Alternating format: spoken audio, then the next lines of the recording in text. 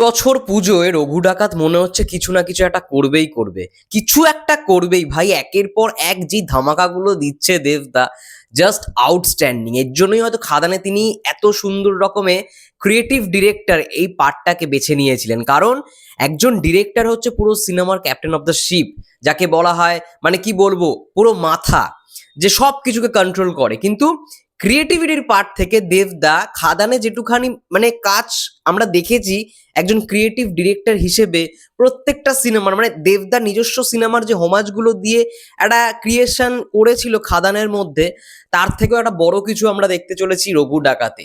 প্রায় শোনা যাচ্ছে 10 থেকে 12 কোটি টাকা বা তারও বেশি বাজেটের ছবি হতে যাচ্ছে রঘু ডাকাত। হ্যালো বন্ধুরা, আমি রূপম, চলে এলাম আজকের প্রথম ভিডিও নিয়ে। তো আজকে এই ভিডিওটায় কথা বলতে এসছি রঘু ডাকাতের বেশ কিছু কাস্টিং, মানে গতকাল তো একটা কাস্টিং এসছিল, ঠিক আছে, দুজন নায়িকা অলরেডি অ্যানাউন্স হয়ে গেছে তাদের নাম।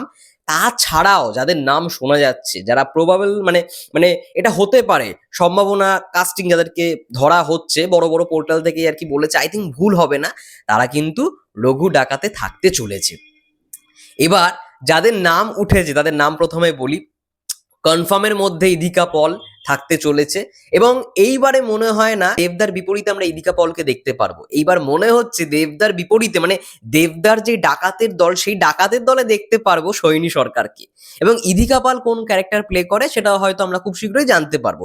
ফার্স্ট লুক তো একটা আসবেই, ঠিক আছে। এবং তার সঙ্গে সঙ্গে অনির্বাণ ভট্টাচার্য, অনির্বাণ ভট্টাচার্যের নাম এসছে কিন্তু অফিসিয়াল ভাবে কনফার্ম হয়নি। আমার মনে হচ্ছে থাকবেই থাকবে, এবং জমিদারের ক্যারেক্টার প্লে করবে অনির্বাণ ভট্টাচার্য। এর সঙ্গে সঙ্গে যেই নামটা কিছুদিন আগে এসেছিল, তিনি হচ্ছেন বিনোদিনীতে ক্ষেত্রমণির ক্যারেক্টার যিনি প্লে করেছেন ফিরদৌসী বসু, তিনিও একটা গুরুত্বপূর্ণ চরিত্র প্লে করেছে। তার সঙ্গে সঙ্গে থাকছে খুব পপুলার, মানে দেবদার রিসেন্ট খাদানে তার চরিত্রটা খুব পপুলার, মানে পপুলার হয়েছে আর কি, খুব ভালোও লেগেছে আমার পার্সোনালি। আমি রিভিউ দিয়েছিলাম যেহেতু তার প্রেজেন্টেশন, তার মানে এন্ট্রিটা খুব ভালো রকম ভাবে সাজিয়েছে। তার নাম হচ্ছে জন ভট্টাচার্য, মাখনের যে ক্যারেক্টারটা ছিল খাদানে, তো দারুণ পারফরমেন্স দিয়েছে। তো এবং গোলন্দাজও সে অভিনয় করেছে দেবদার সঙ্গে। তো গোলন্দাজ, খাদান, এবার হচ্ছে প্রধানও ছিল। গোলন্দাজ, খাদান, প্রধান, এবং তারপরে আবারও রঘু ডাকাতে আমরা দেবদার সঙ্গে জন ভট্টাচার্যকে দেখতে পারবো। এবং সব থেকে বড় নাম যেটা আনএক্সপেক্টেড দেবদার সিনেমায় ফর দ্য ফার্স্ট টাইম হতে চলেছে, সেটা হচ্ছে চিরঞ্জিত চক্রবর্তী। চিরঞ্জিত চক্রবর্তীকে আমরা ফর দ্য ফার্স্ট টাইম দেবদার সঙ্গে দেখতে পারবো, এবং এটা কিন্তু পুরোপুরি কনফার্ম নয়, চিরঞ্জিত চক্রবর্তী থাকছেই। আমার মনে হয় এই কনফার্মেশনটা মানে চিরঞ্জিত চক্রবর্তী এবং অনির্বাণ ভট্টাচার্য, এই দুজনের নাম আমরা জানতে পারবো কাল বাদে পরশু, অর্থাৎ রবিবার, এই সরস্বতী পুজোর দিন। কারণ সেদিন হচ্ছে শুভ মহরত। এবং আমি যেটুখানি জানতে পারলাম, একটা গ্রুপের পক্ষ থেকে অভিজিৎ গোস্বামী দাদা রয়েছে, একটা গ্রুপে খুব নাম করা দাদা, তিনি আর কি আমাদের সবাইকে আপডেট দেয়।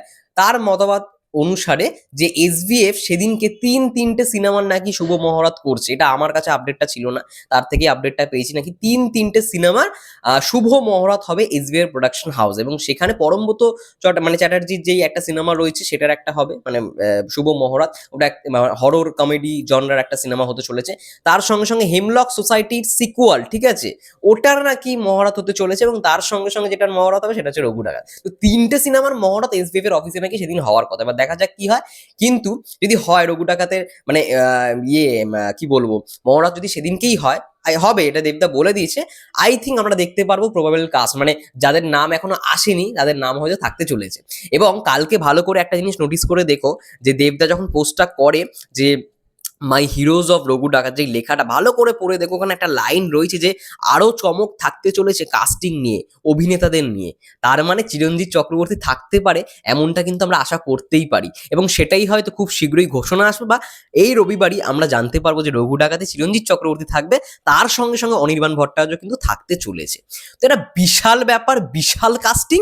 এবং এই সিনেমা ভাই কিছু একটা করবে ভাই। একটা সিনেমার গল্পের উপর দাঁড়িয়ে থাকলে ঠিক আছে, গল্পের উপর আমরা বেশ করে সবসময় বলি যে গল্প ভালো হলে সিনেমা ভালো, কিন্তু কাস্টিংটাও ভালো হওয়া দরকার, যেটা কিন্তু রঘু ডাকাতে কিন্তু হতে চলেছে। তো তোমাদের কি মনে হয় রঘু ডাকাত নিয়ে এই বছর পুজোয়, মানে এটা তো একটা ভাই শিওর শট কিছু একটা খেলা খেলবেই, সেটা নিয়ে তোমরা কি বলতে চাও, দেভিয়ান্সটা কি বলতে চাও, অবশ্যই কমেন্ট করে জানিও। ততক্ষণের জন্য সবাই ভালো থেকো, সুস্থ থেকো, টেক কেয়ার।